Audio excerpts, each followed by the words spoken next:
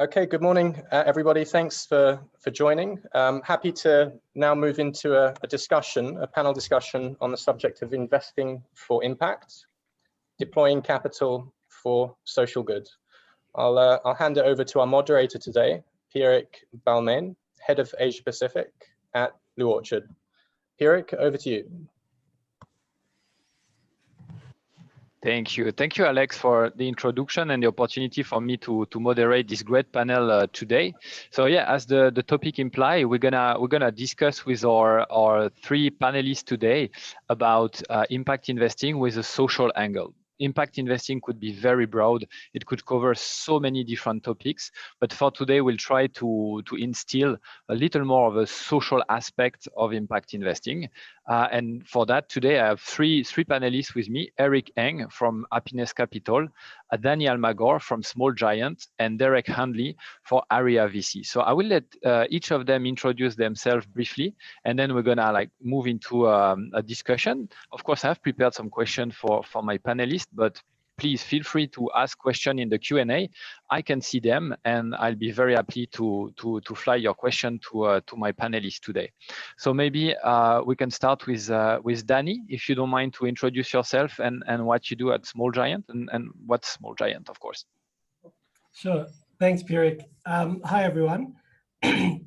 So my name's Danny Almagor. I'm in Melbourne, Australia, so I'm still in lockdown. I don't know where you're watching from, and hopefully you're surviving through these challenging times well. Small Giants is essentially a family office of my wife and I, Barry Lieberman, and myself. We started it about 12 years ago, roughly. The wealth was inherited, and basically we looked at sort of what we believed in, what we were passionate about in the world. And then where this inherited money was being invested. And, you know, we cared about things like climate change, things like gender equality, poverty alleviation, biodiversity, and then had a look, and it was invested in fossil fuels. It was, you know, almost all of the businesses that we invested in were led by men. It sort of wasn't aligned to what we wanted the world to look like and what we were spending our days doing. So Small Giants basically was born out of that frustration. We sort of looked at that disconnect and said we need to take control of the investments, take control of our wealth, and align them with what we cared about. So that was really, for me, the essence of impact investing is not some technical term. It's really just a connection to what you care about. And from there, we started sort of on that journey and meeting other investors. And, you know, I remember meeting Derek many, many years ago on this journey together, and started looking at, you know, shifting from fossil fuels to renewables, investing in renewables, shifting from you know, sort of old buildings to green buildings, and then started going much further into, you know, whether it's affordable housing or regenerative agriculture, sustainable foods, and ethical foods, and then into things like poverty alleviation. So investing in funds that were really looking to bottom of the pyramid solutions and financial access for people without access to money and capital.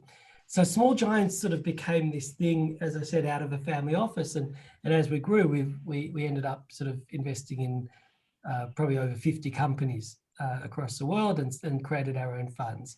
So now we're sort of we've got the family office, but we also now have a whole lot of other businesses that sort of extend way beyond just the family office. We have an investment fund called Impact Investment Group that manages around about $1 billion with 500 investors attached to that, and a few other sort of businesses and elements that help manage other people's money on the journey to impact. So that gives you a bit of a flavor of Small Giants, and my passion is really more than the investing, is actually speaking about this stuff and trying to find sort of like-minded people on this journey, which is why I'm really, really happy and honored to be here with you guys on the panel and with you guys watching. Thanks, Pierrick. Thank you, Danny, for the introduction of Small Giant. Maybe we can flip to Eric for Happiness Capital. Sure. Good morning. So I'm from Happiness Capital, which is part of a 132 years old family business called Lee Kum Kee in Hong Kong. The founder accidentally invented oyster sauce in 1888, and then it has become a diversified group of businesses on food, health, property, and happiness. So we are the VC arm of the LKK Health Products Group, and we aim to make the world a happier place by empowering entrepreneurs to create innovative solutions to make people happy in the world. The family, actually, we are in the business side. The family also has the Lee Kum Kee Family Foundation that does all the donations for charity work. So we are the for-profit, do well, do good arm, and the foundation is basically they just look at the social return without any financial return. So we set up investment hubs in around the world in San Francisco, Boston, London, Berlin, Israel, Beijing, Shanghai, by seeding or being the anchor LPs of some up and coming VCs in those hubs, and they help us to find the best local deals. So our portfolio basically 90-something% outside Hong Kong, in the US, Europe, Israel, and China. And for the investment themes, we focus on food, so food security, quality, nutrition, health, so health tech, med tech, trust. Trust is a theme that probably you haven't heard really much, but we do think trust is very important in creating happiness. If you don't trust people around you, you're not a happy guy. So building trust is important. Climate change, but we do it more or less like a consequence of alternative protein, and some other investment tech that we do. So we're not unlike Danny. We don't invest in solutions to replace fossil fuels, but we do it as a consequence. And inequalities. So we're also helping farmers in Africa and India to make better livings, increase their yield, so that they become better off. So myself was a AI professor in the UK a long time ago, and I had two startups. I sold them, and then eventually I ended up joining a family business very first time, but I enjoy it a lot. So I've been staying there for the last 8 years now. So yeah, great family. Great. Thank you. Thank you, Eric. I think we're gonna come back to the different themes you have mentioned, because for me, it's really interesting to know how you can monetize, because impact investing is not philanthropy, of course. So how you can monetize some of the themes you have mentioned, I think could be very, very, very useful for the audience. Maybe to finish on the introduction side, let's flip to Derek. Please, floor is yours. Sure, yeah. So my name is Derek Hanley. I'm in Auckland in New Zealand. I grew up in Hong Kong, actually, but graduated and went to school and moved to New Zealand. And I set up companies straight out of university and sold some of them. And the last 10 years, I've been very much involved in sustainability. I set up a small charitable trust with my wife called the ERA Foundation, which sought to work on things that are to do with our time and our era, and ideas that are like their time has come. And the foundation incubated ERA VC, which is the, I guess, sustainability or impact investing vehicle that I'm talking about here today. We're at the very pointy end of investing and backing technology-based transformations. So we look at everything that's at the intersection of deep technology and sustainability. So how can a company or a founder that's building essentially a tech startup address or tackle sustainability in the broadest sense? So not just environmental, but also cultural or social sustainability as a holistic idea. So in essence, we're a VC that in any other way looks and smells and tastes like a VC, in the sense that we look for companies that want to become billion-dollar companies and grow very quickly and raise enormous amounts of capital to get there. Except we have this very clear lens about what they're what's the difference they're trying to make in the world. Other two things that are different about what we do is that we're global from day one and virtual from day one, which is also quite novel in the venture world. But two ideas that we thought, again, whose time had come when we set up what we were doing a couple of years ago. So thanks for having me. Great, thank you, Derek. Before we turn to the different themes that we are approaching in the social space, maybe let's do a quick roundtable on how do you situate your organization or yourself in the sort of continuum or the trade-off, if I may say, even if I don't really like this word, between impact and return. I can speak for myself, for Blue Orchard. Let's be frank, we are an asset manager, relatively commercial because we have a huge fiduciary duty. So let's say that we try to strike best of both worlds between impact and return. But for us, return is a first, because we have first to deliver return to be able to generate impact for our clients. But I know some approach are different. So I'd like quickly to have your views on how do you situate your organization on that continuum. We had a hint from Eric already, but I'd like to hear from all of you. Who wants to start? I'll go first. Yeah, I think we're at the very bleeding edge. So we want to be, we believe that the biggest, in the most brutal sense, we believe that the biggest fortunes that will be created by solving these issues and creating new markets. So if you think about when the internet is created, you can create the Amazon.com, you can create Facebook, you can create Google. Our view is that as we're moving to transition to a sustainable world, similar sized companies will emerge and displace those companies that were created 50 or 100 years ago that play that role today, whether it's in food, chemicals, energy. And so for us, we have the same view as someone who might have wanted to invest in Google at the beginning or Apple. We think that the potential for returns are in the hundreds or thousands if you back the ventures at the right time, and that's the lens with which we see the world.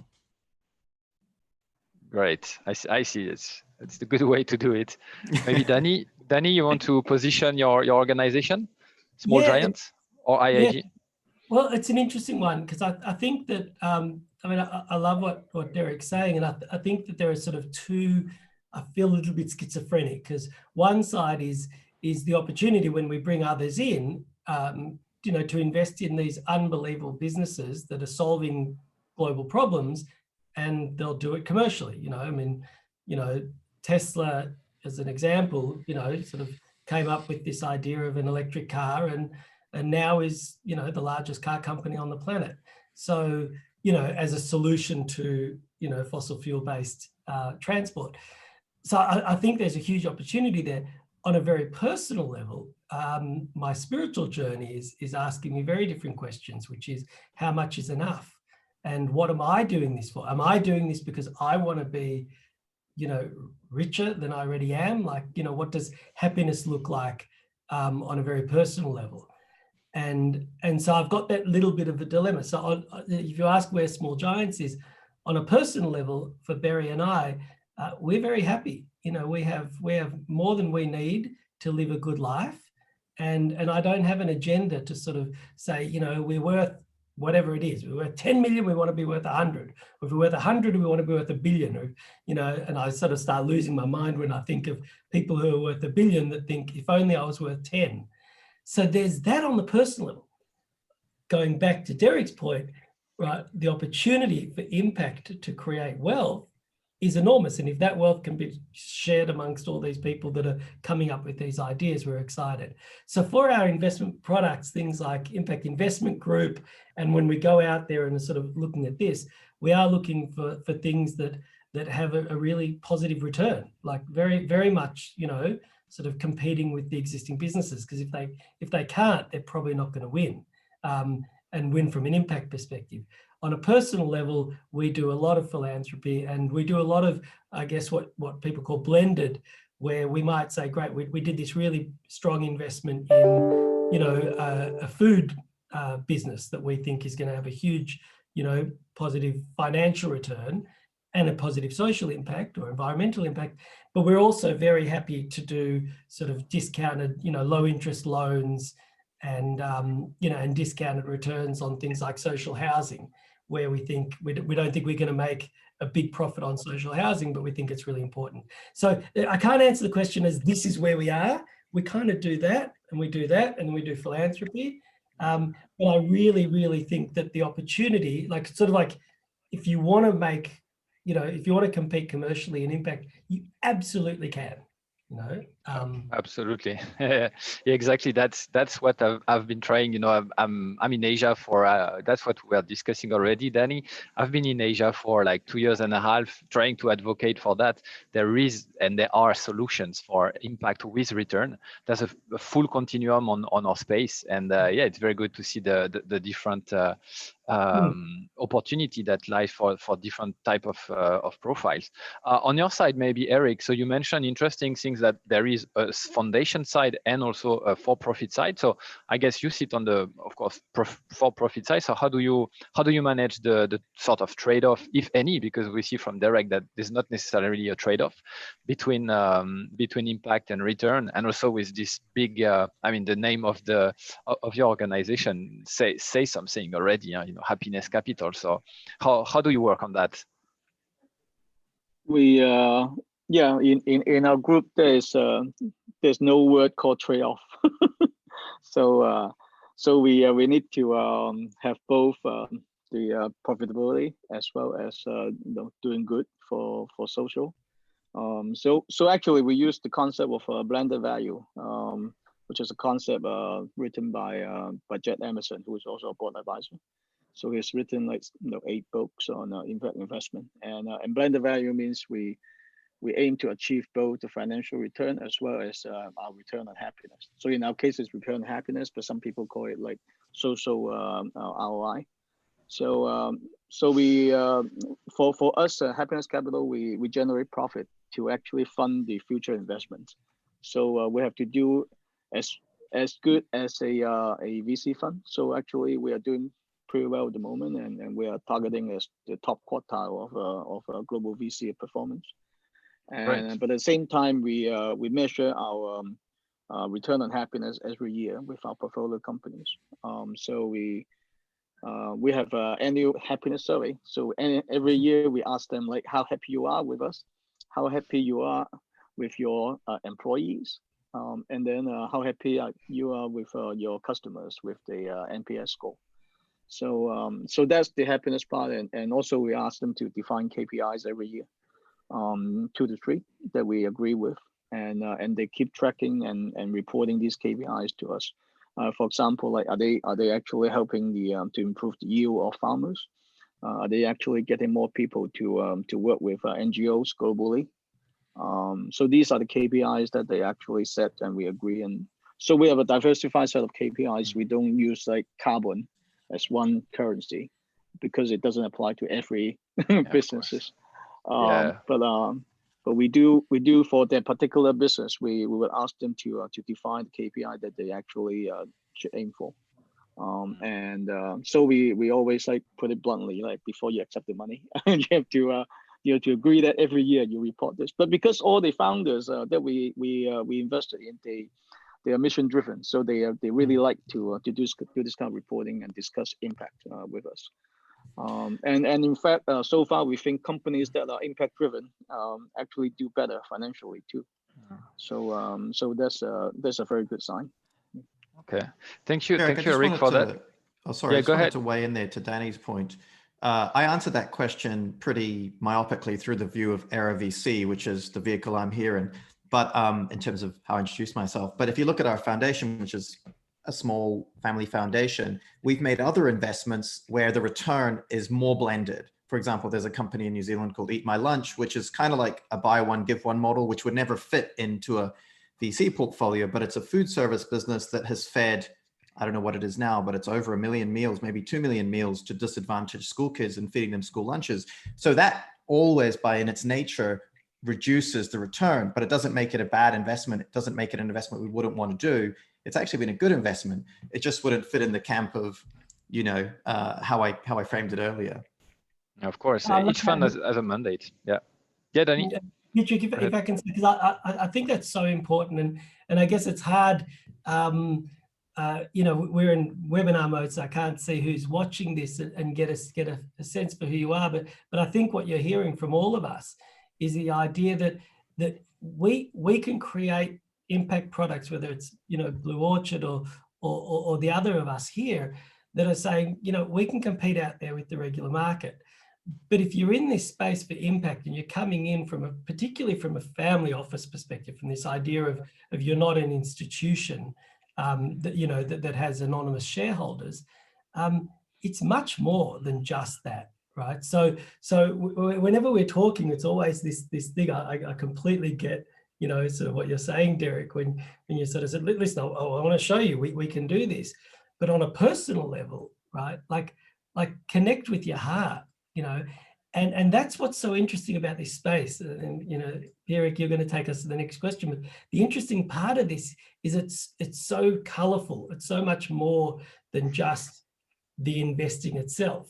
But if you want to take away the color and say, what does the investing look like? I reckon it's a home run. Absolutely. And actually, you are making a great transition to another topic we wanted to discuss today, Danny, is the alignment with the family values. So I'd like to see, because, and also it's another theme that I like for me is the fact that not all, let's be frank, not all social teams are investable. So sometimes I guess you might be like facing a situation where your convictions, your values, or the causes you want to advance are not yet, or maybe will never be, fit for impact investing, but only for philanthropy. That could be. I can give an example for Blue Orchard. We gave a try, a conception try to address something on the migration side. Really touchy, really difficult. And I have to say we had to drop the ball because we understood that our organization was not fit. I mean, we are Swiss, so we come from Geneva, you know, in the capital of sort of human rights and these kind of things. And so we wanted to do something on the migration side, and it was impossible for us. So sometimes we have a break between values and what can be done on the impact side. So I'd like to hear a bit of your situations here. Did you have some conflicts or actually some great success in terms of values aligning with what impact can be done? Maybe Eric, you want to go first? Yeah, sure. The Lee Kum Kee family has a core value called "We are bigger than I." So we always consider everyone's interest before doing something, and also we call it helicopter view. So if you fly higher, then you see different perspectives, right? So so happiness is a result of the kind of thinking. So and also part of the family's mission statement is to be the most trusted company for 1,000 years and beyond. So that has a time horizon of 1,000 years, and also is the most trusted. So so that's why trust is also one of our investment themes, right? And because of that, we can't look for investment that align with family's value, and the families are very passionate about food and health, so that also becomes one or two of our themes. And sometimes if a business has no particular return, then it falls back to the Lee Kum Kee Family Foundation to handle. And for example, they're looking at cross-generation family harmony and communication. So to have fun in the family, particularly in Chinese families, they have cross generations, 3 generations live together, and sometimes they're not really in happy families. So we can't help them to be happy. So this kind of like very intangible return for people. But so it falls back to the foundation side. For us, we can also tolerate some low return because we have some high return companies. We can mix with some low return or long hold return kind of company portfolio. But if a business is going to lose money for many years, then that doesn't really fall into our culture though. So that's basically how we see it. For example, like companies that only do impact to a small group of people, you sometimes find that in medical tech companies that we don't invest because we aim to bring more happiness to the world. So maybe must be millions of people who will be benefited before we would make an investment. Okay, yeah, important to have a large outreach, of course. Derek, what about you? Did you see some cases where impact was not the solution regarding the themes you want to execute, or the other way around? So early on, when we were prototyping what we were doing with Era VC, we found companies that were solving different issues that we thought were interesting, but were not likely to fall under the tent of, say, a venture backable venture. So we had to make certain decisions. But before we set up the vehicle, we made investments anyway, personally. And then you look at, okay, this is like a reduced return. Okay, where would this fit in the world? Would I do this again? And sometimes that's just a bad investment, but sometimes it's also an investment that isn't going to scale to the level you want. But, you know, like the others here, having the benefit of having a small foundation, a family, and a venture vehicle, you can choose where to put something. And so when I look at some issues like that the foundation has tackled, again, in only its very small way that's meaningful to us, some of those would never be investable, like drug policy reform, or democratic engagement, driving youth to participate in democracy and voting. There's no business model in those ideas. They shouldn't have a business model, but they still need support. And so if you have $100 and you can allocate a few dollars to not getting your money back, some dollars to getting your money back, some dollars to getting a little bit, and you create that pie. And I think everyone creates their own version of what that pie looks like. And it probably depends where they are in their lives, how much they already have, how long they've got to go. And so me and my wife, we just manage our pie and we try to blend it. It's essentially the same as what Eric's talking about with Jed's work. And I know Jed has had a huge impact on many people in Asia and all around the world. So when you look at the whole thing holistically, absolutely, you come up with ideas that are never investable per se. But investments are everything, right? Your time is an investment. This relationship we're having is an investment. So it's not just money. So when you're using your time or philanthropy, they're all tools that can create the impact. And I guess that's why I hate the word impact investing, because everything has an impact. Even how much time you spend on something has an impact, or how much time you don't spend on something. So it's always this double-edged sword, and investing in bad things has a bad impact. So it's like, True. Okay, understood. Maybe Danny, a quick word on that. I think you alluded to the values, and I understand, but any specific theme that you deep dived and unfortunately was not feasible, or other positive examples? Yeah, I mean, there are many. I think, Derek, you really brought up some, like, investing in democracy. And I think there are, for us, quite a few things, sometimes with relating to childhood education. I mean, there are lots of opportunities, even some opportunities to make money. And we sometimes look at it and ask, I think, Derek, you mentioned that just before, should we be making money off this? So just because we can, make money off serving elderly people, there's an element where when we bring money into the interaction, into the relationship, we actually destroy the value of what we're trying to create. So an example of that would be organ donors. So if we started creating a market for organ donors, thinking, well, if we created a market, think of how good that would be, but of course, what are we doing to the concept of humans and human organs and turning them into commodities? So we think a lot about that. There's a great book I can just recommend people. It's called What Money Can't Buy, by a guy named Michael Sandel. And we make it required reading for all of our team, because it's essentially asking the question, just because we can monetize something, should we? So I think that's one. And then there are things that even, we haven't created an opportunity to monetize it, which I'm glad.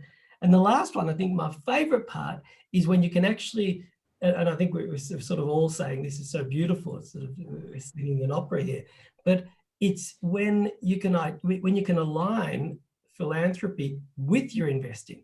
So when we invest, say it's a solar farm, and then we can do some philanthropy around advocacy towards action on climate change, or if we can invest in homelessness, through like a cafe that employs homeless people, but then we can give scholarships, through philanthropy for some of our graduates of the homelessness program through the cafe, which is earning money, to go to university or to go and do education. So, by connecting those two, it becomes an extraordinarily powerful impact tool. I see. Yeah, I agree with that. Sorry. because like the Right. LKK family also make a donation to Harvard to set up the Center for Health and Happiness to look at the science of happiness, and they sponsor or donated some scholarships to the scholars in Harvard to actually look at like how to measure happiness, how to create well-being balance between physiological and psychological health. At the same time, then we use the research results to actually help us to kind of find the right investment to fit into the VC size. So very much similar to what Danny just described. And to come back to Danny's point, yeah, I saw Michael Sandel in a conference in Geneva, and yeah, it's super highlighting. I think I can back you on that. If you want to read a good book on this topic, What Money Can Buy from Michael Sandel is really good. I see there's no question on the chat for now, so please feel free. Put some question. I will be very happy to read through for the panelists. But in the meantime, let's flip to a topic we cannot avoid. It's a classic, of course, but always useful. And we are today in a conference of generalists. It's not the usual impact specialist conference. So I think we can still add value to discuss this topic quickly. And actually, Eric, you alluded many times to it, talking about KPIs, talking about measurements. So we talk here about social impact mostly. And what I've remarked, and sometimes where I've been challenged by my clients, is that it's more difficult to have measurement on the social side of impact investing compared to another example, which is super quantitative, which is climate change. On the climate change side, you can go for CO2 emissions saved, water, liters of water depolluted, etc., etc. It's very quantitative and quite unquestionable, if I may say. On the social side, more difficult, more challenged. So I'd like to hear from you a couple of maybe tips you can share with the audience, or a couple of original KPIs that you put in place, just like the one you were alluded to, Eric, on the happiness index, that could be useful for our audience on the social impact side of things. Right. Yeah. So well, I mentioned about the happiness survey, right? So it's like every layer through the investment, and also the KPIs with as you said. So apart from carbon, there are a lot of other things that can be measured, but not very systematically. Say, for example, we have a company called GivingWay that has like over 3,000 NGOs in the platform. People actually perform volunteer work through the NGOs and the platform, and actually save all the middlemen's cost. So the NGO actually get more benefit out of it. And so we measure by like how many people actually could increase in doing voluntary work, and how much more donations are the NGOs getting.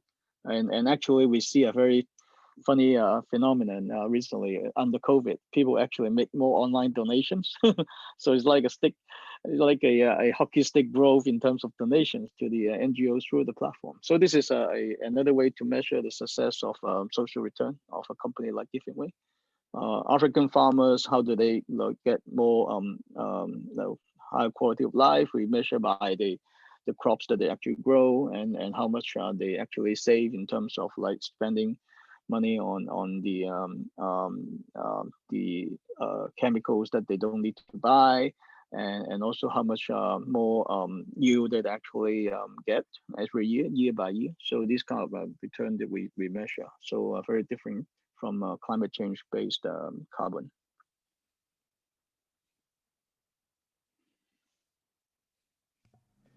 Great. Derek, do you want to give us a few ones you have been using in your fund? Well, when we started off in this kind of prototype of what we were doing in 2016, 17, we used to have created a thing called the social term sheet, which effectively asked our founders to do three things, but one of them was to define their most important metric so that they could self-define it. We thought it was an interesting idea. But in the end, it started to get in the way, really, of trying to just find great investments and founders and just do deals. And as Eric had said earlier, the entrepreneurs that we found, they already kind of knew the mission they were on. And if there was a way to measure what they were doing, then they would have already figured it out. It would have been part of their whole story. Some people, it's harder to know what the measurement might be and what the impact might be. So after initially being extremely extreme about the measurement idea, like every founder must have a key measurement, at least one, we've become a lot more relaxed, because what we've realized is every founder, especially of these early stage companies, they just need the best chance to succeed on all fronts. And the more you put on top of them, the more you ask of them, unless it's really driving the business forward, sometimes it's actually a burden. And I mentioned earlier, some of the companies we invested before we created the fund, some of those had exceptional impact reporting, big impact reports, multi-pages, but the companies themselves were like really struggling to grow. So they spent all this energy on this kind of NGO type reporting and measurement. But we found that that's totally distracted from their ability to be an exceptional entrepreneur. So right now, if I'm super honest with you, Pierre, we're kind of in this middle where we're like, okay, the founders who know how to measure it, they know what they're doing, will take it. But if others are finding it more difficult, we're not going to put a whole bunch of pressure on them to say, you need to tell me, how are you going to measure, how are you going to change the world? But maybe in a few years, we'll have some better ideas. I really like the happiness capital idea. It's just a personal metric. I would love to adopt that for our founders. I think that would be cool, even though I'm not called Happiness Capital and it's not our mission to make the world happier. I just think it's a very cool thing to do, to measure internally a key idea like that, you know? Great. I mean, may you be heard, because of course, I mean, I can see my investors, they always ask for more KPIs. They want to see more and more. And sometimes it's very true. We have to say, hey, we cannot measure everything. It's sometimes it's not possible. We prefer like just ask for just a small set of features to measure, instead of going like too crazy and ask like only reporting, because it's true. It's one of the risks that is taking place in the industry is like going over the top in terms of measurement and so on, where you don't spend time anymore on your business. So very good to hear that, Derek. Thank you. Thank you.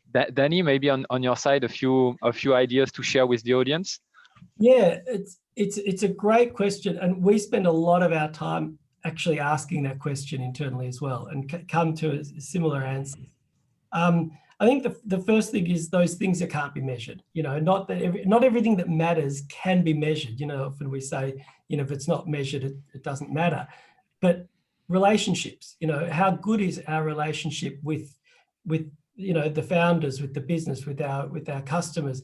You know, you can get proxy numbers to try and identify how positive that relationship is, but often it's a feeling. You know, I'm feeling close, I'm feeling disconnected, and it's very hard to measure. So firstly, like, we acknowledge that, and I think similar to Derek, we try not to put too many limitations or KPIs on our businesses to sort of say report on everything.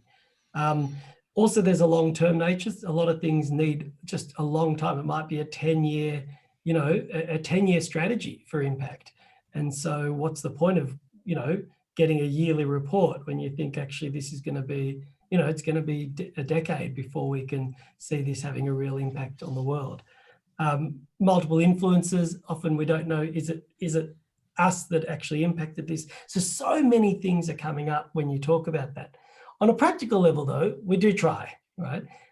Things that you can measure on the social side, simple things like gender. So we put a very strong emphasis on looking at, you know, how many men versus women there are in senior leadership. So I was in a board meeting this morning for a business it's a sustainable prawn farm. You know, it's not a gender-based business, but, you know, management report every board meeting on percentage of men and women in the business, percentage of men and women in leadership, and try to have, you know, a mixed board, both on gender, but also you can look at age and other demographics, whether they're socioeconomic backgrounds and other things. So we look to try and measure those as best as we can.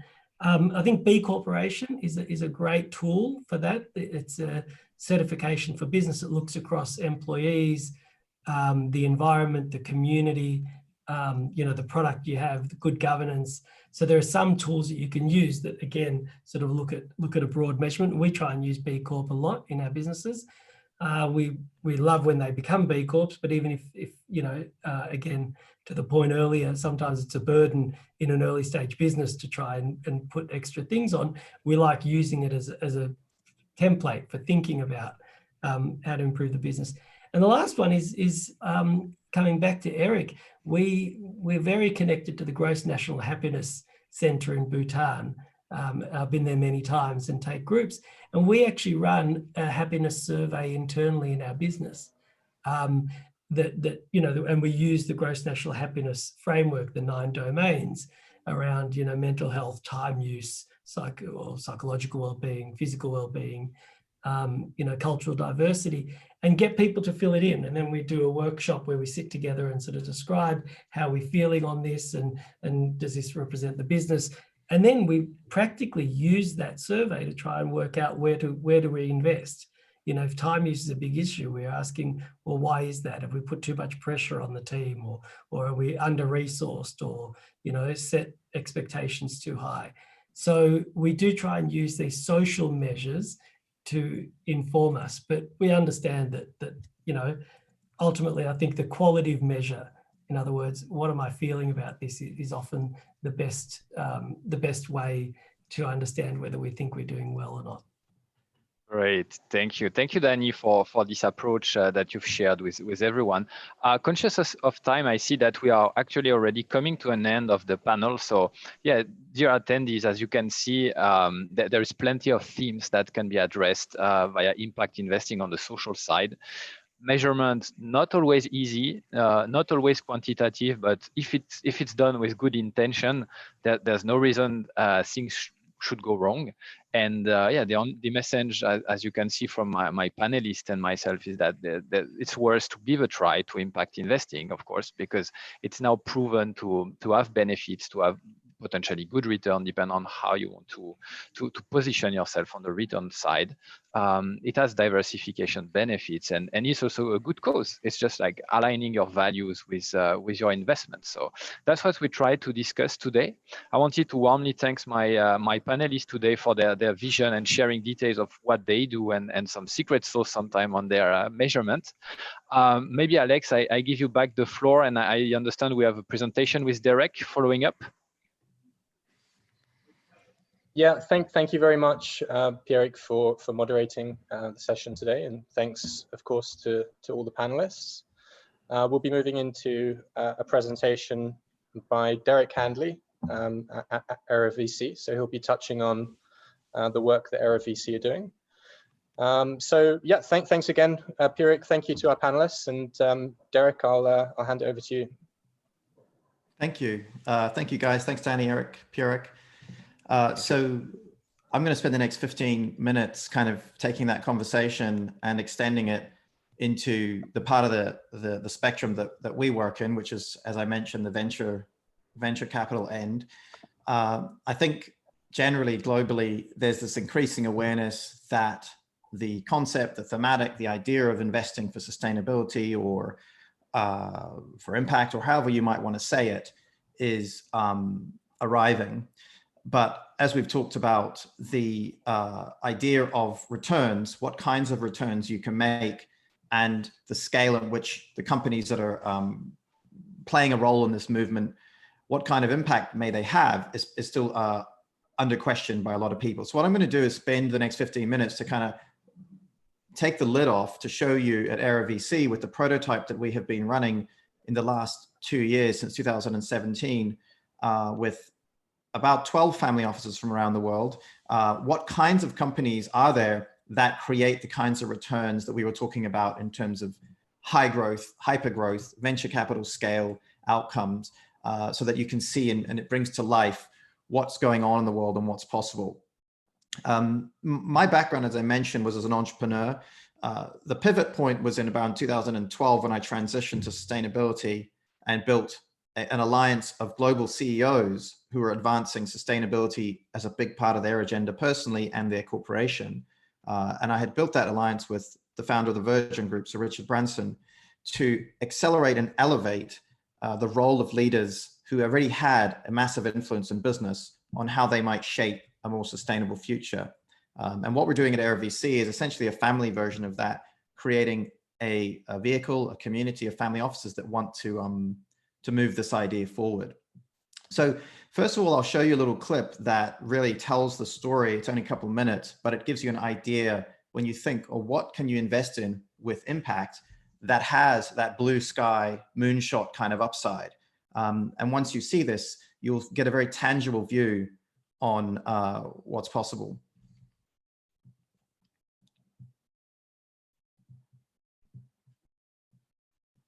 Just hang on 1 second. Okay, can you see that fine?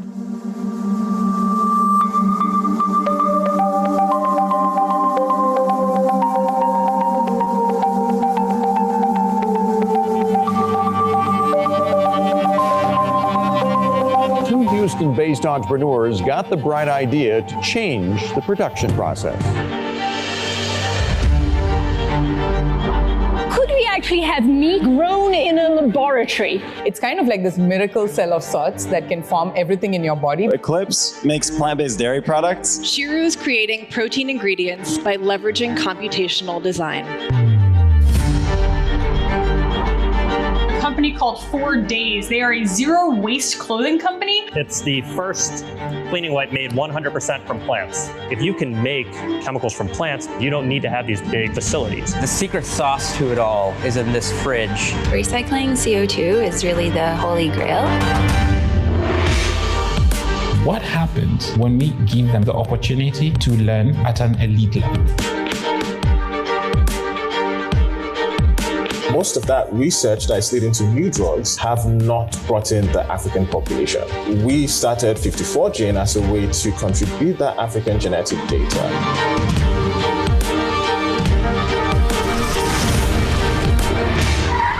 We're all experimenting, and so far it's working. A $4 billion global market. I've talked to lots of investors, and they just didn't see the growth that was happening in the pet food industry, but we do.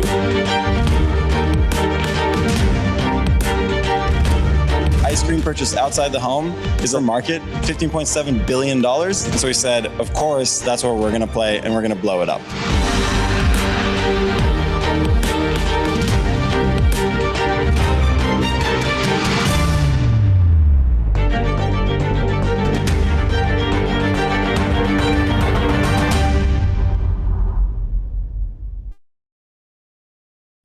So that gives you a flavor, and I can walk inside each of those ideas. Those are all portfolio companies. Those are all ideas that we have supported in the last 2 years under those kind of banners of what's possible in the future. So I'll walk you through how we think about this whole space. And we start, I guess, with a view of looking at, if this could occur, what could be a future that you can imagine? So we have all been talking the last couple of years about the future of plastic. So one day, is it possible that plastic is a historical footnote? We think it is. Well, what are the companies that may be created that might bring that future to reality? One day, feeding the world will replenish the earth. What we mean by this is, at the moment, the way agriculture is working, it's really damaging, taking away from the earth, damaging ecosystems, water systems, increasing climate change impacts and carbon impacts. So the whole food category is really a climate category. Climate itself, as an idea and as a problem, is also related to anything that emits carbon. It's related to anything that requires solutions to track carbon, reduce carbon. And a lot of that's related to anything to do with reducing waste and reducing emissions and reducing environmental footprint. So many of these key ideas are intersecting in the kinds of thematics that we look at, that we think will define the next 10 to 15 years of new market creation and major investment opportunity. I guess our role in the world is to invest in bringing that future forward as fast as possible. If we can do that, if we can invest in the right companies that are technology enabled mostly to accelerate bridging the gap between where we are and where we need to be to create a sustainable world, then not only are we doing our job in terms of contributing to that roadmap, but also in terms of the potential returns and disruptions that are going to occur against all the incumbents of the major industries today. So in a nutshell, we back future icons, companies that we think become iconic, like a Tesla, which has become iconic for this transition to electric vehicles. It all fits under the umbrella of our own thesis that this century, there are the largest markets possible that will be created or disrupted or transformed as we make this migration to a sustainable and fair future. And those entrepreneurs that similarly to the internet breakthrough, the ones who create those disruptions and capitalize on them are the ones that will define the future of those markets. And by the very nature of doing that, they will accelerate exponential financial returns. That is how we see the world. And so we go looking for companies that have a similar vision to ours. What does it look like on paper if you go and do that? So we started with 6 families in 2017, and we said we're going to go back 6 companies. Fast forward a couple of years later, the investments that those 6 families made are up about 4 times as a portfolio. So we said, okay, let's do it again in 2019, and we increased to 12 families. So we have 12 family offices now supporting this journey, and we've invested in 12 companies over the last year. And of course, it's only been a year, but many of those companies are already achieving hugely increases in their valuation based on follow-on investments. So other investors following on our investment at much higher valuations to accelerate their growth capital. And there are 2 examples there that were in the video, Eclipse and 54Gene. So now we're growing and building a much larger scale iteration with hopefully maybe 50 families in the coming year. Some examples of the problems, in the video, you saw the guys making plant-based ice cream. So how does plant-based ice cream save the world? How does it make it better? Well, I live in New Zealand, one of the largest dairy nations in the world. And we know very well here that dairy is an extremely intensive, environmentally intensive industry. It has huge impacts, not only on land use, water use, nitrogen into the waterways. It has massive carbon issues, methane issues, and it's basically an unsustainable way to create dairy products through land farming. For example, 1 liter of milk uses 1,000 liters of water.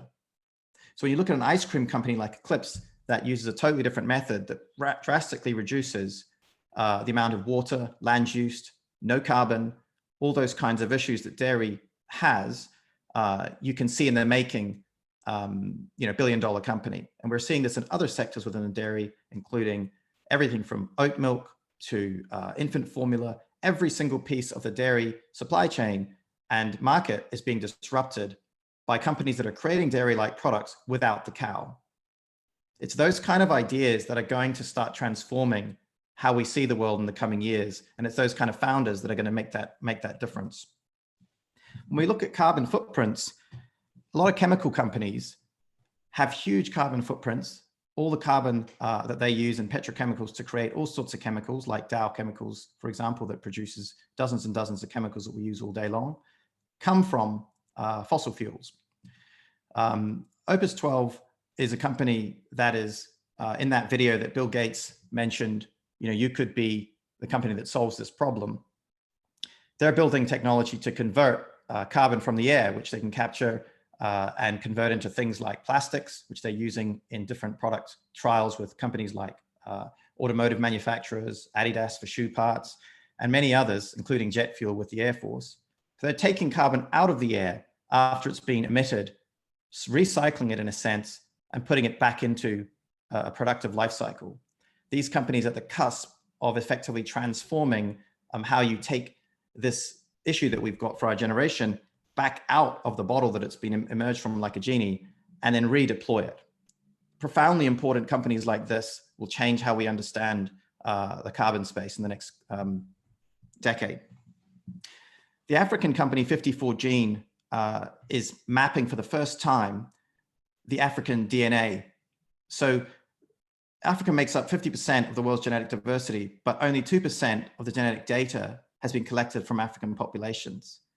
So the founders of 54Gene realized that that's a huge inequity, but it's also a huge opportunity because DNA has all the information that we require to understand advanced diagnostics, therapeutics, drug discovery, and drug development.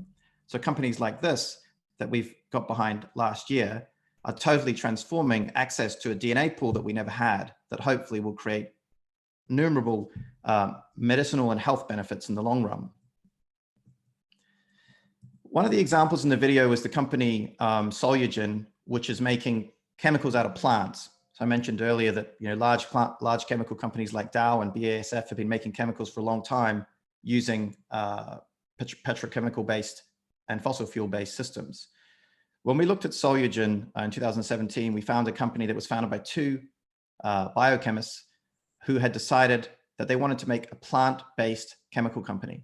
So they wanted to use plants to create chemicals that we need in the world, but do that in such a way that doesn't emit carbon and in fact reduces carbon. So when you find a company like that, this is an interesting insider into the hood of what happens to a company like that. They have a product. We get involved in 2017. This gives you an insight under the hood. They're doing about tens of thousands in revenue a month, and they have one product which is called bioperoxide. So they're creating hydrogen peroxide using plants, not petrochemicals. We thought this was phenomenal. In 2 years, that company went on to raise a $19 million Series A, which quadrupled our investment value, and then subsequently followed on months later to raise a $32 million Series B, a funding round at 6 times our value. This was in May last year. And then in the middle of COVID, in March this year, a $30 million Series B. So in the space of this just over 2 year window, on paper, our investment in this kind of company that's on a transformative journey to disrupt the chemical industry is up almost 14 times. It's these kinds of investments that I think we're at the cusp of in every single category that's under pressure due to the sustainability question. What we try and find as an entity that I mentioned earlier was virtual from day one and global from day one is companies that are going to be iconic for this movement to sustainability. So when you think of Solugen, they're not a bioperoxide company. They're a company that wants to be a plant-based Dow chemical. When you think about that for a minute, the scale of ambition is so enormous, but those founders are out there creating that kind of opportunity. We look at the whole world as a window. We access deals that you can't find because you're in different parts of the world. And we also enable our families to invest and directly co-invest alongside with us as we build this community. As we noted, it's very difficult to understand how can you do this globally, but over the last couple of years, we've built so many different relationships, partnerships, and put people on the ground that, as you can see, our portfolio in just 2 years on this impact lens of venture capital already spans the entire breadth of the globe. Our people and our partnerships are also all around the world. And this is because this kind of activity is everywhere in the world. Accelerators that are growing, incubators, new types of institutions at universities are all creating amazing ideas and institutions that can create new solutions to the problems that we're trying to face at the moment and trying to solve. Are there enough deals? So last year, our very small team looked at 850. So we always get this question in impact and early stage venture, is there enough deal flow? And the answer is a resounding yes. So if anyone's ever questioning, is there enough deal flow to create the returns? Is there enough deal flow to guarantee that you can deploy your capital? Last year, we looked at 850. This year, it's probably going to be more. And we closely evaluated 60, got closer on 30. And as I mentioned, we did one deal a month. So again, one of the key questions we had in 2016 was the same question you probably asked, which is, were there enough deals that would meet the test of the sustainability and impact that we wanted to have? Lastly, one of the key questions we have, and we talked about at the panel, was can you find the right founders who have the right ambition to build the equivalent of the Googles, Facebooks, and Teslas in every category that is about to be redefined, whether it's food, health, anything to do with carbon and agriculture. And what we look for in those founders is their ability to scale at pace. So something we've defined for ourselves is what we call follow-on velocity.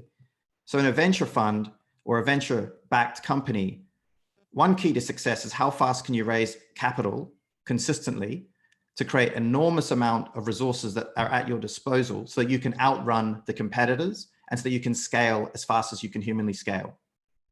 And the steeper the curve, the better the velocity. So as you saw, Solugen, which was our second investment in 2017, has an extremely steep curve, going from something under 10 million to 250 within, little more than 2.5 years. As you can see, the ones from 2019, some of them are dots. They haven't yet done a follow-on round, although many of them are doing them now. And you can see Eclipse and 54Gene having equally steep curves as early as they have been for Solugen's time period, 12 months on from when we got into Solugen. So the other key question we asked was, are the founders there that are able to grow these businesses quickly enough, raise the capital, and have the bigger vision that we all want them to have? And I guess the conclusion of this kind of inside look and under the hood look of what does it really look like to back VC-backed companies in the impact space is that all the questions we tested ourselves with, we ended up with positive outcomes, positive answers. In other words, can you find the deals? Are they global? Are the founders, have they got the big enough vision? Have they got the big enough dream? Is there enough follow-on capital? We had about 10 different questions that we wanted to test. And throughout that whole experiment that we ran in 2017 and 2019 with those 6 and then 12 family offices, all of our questions and our thesis assumptions have proved out, which gives us, more and more confidence, like we were talking about with Eric and those other chat earlier, that this whole idea of investing for impact with returns is literally about to explode. And for us, being at the forefront and building something that is specific for families has been our dream. So I've been privileged and happy to share with you a little look inside, under the hood, what kinds of companies, what kinds of issues, what kinds of scale, and what kinds of stories these companies are building. Thanks, Alex. I think that's time. Thank you very much, Derek. If anyone has any questions that they'd like to direct to you, what's the best way for them to reach out to you? Oh, just probably my email, derek@era.vc. I don't know if I can just put that in the chat. And yeah, obviously they can get in touch with you. And I'll be in and out for the next day or two as well. Fantastic. Good stuff. Thank you very much again, Derek. Thanks for all the participants. We'll be taking a short break now, and we'll be back at 2 p.m. For a session on technology investing. So see you all there. Thank you.